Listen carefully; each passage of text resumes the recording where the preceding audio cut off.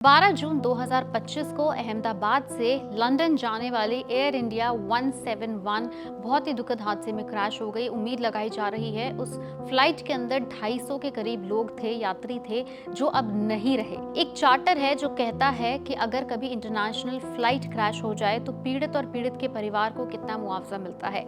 ऐसे में एक कॉमन करेंसी ली जाती है, क्योंकि बात इंटरनेशनल फ्लाइट्स की हो रही है और हर कंट्री की करेंसी अलग है। तो ऐसे में SDR दिए जाते हैं 1,13,100 SDR पर विक्टिम।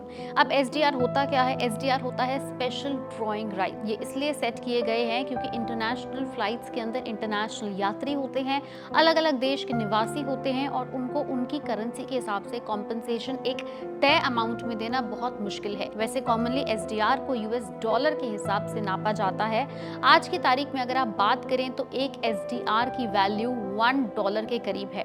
ऐसे में अगर आप कैलकुलेट करेंगे तो 1,13,100 SDR की कीमत लगभग 1,59,700 US डॉलर्स के करीब आएगी। अगर आप इसे इंडियन करेंसी में कन्वर्ट करेंगे तो 1,36,68,292 रुपए के करीब ये आपकी फिगर आएगी।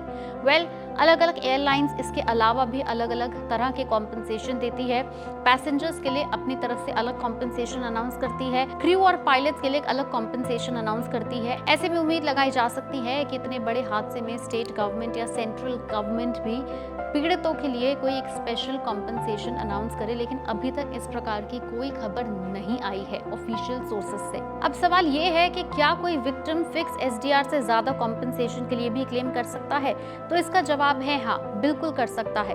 अगर विक्टिम को लगता है कि उसे फिक्स्ड SDR से ज्यादा कॉम्पनसेशन मिलना चाहिए तो उसकी डिमांड कर सकता है, लेकिन उसे अपने क्लेम में कोर्ट में प्रूफ करना होगा, क्योंकि एयरलाइंस भी इसके अगेंस्ट केस कर सकती है। इसके अलावा आप ट्रैवलिंग के टाइम पर ट्रैवल इंश्योरेंस भी ले सकते हैं, जो एक पर्सनल इंश्योरेंस की तरह वर्क करता है और ये एयरलाइन के इंश्योरेंस से ज्यादा बेनिफिट देता है। अब सवाल ये भी उठता है कि क्या प्लेन की टिकट बुक करते समय भी ऐसा करना होता है? तो जवाब है नहीं। दरअसल प्लेन की स्थिति में पूरी की पूरी प्लेन की इंश्योरेंस होती है।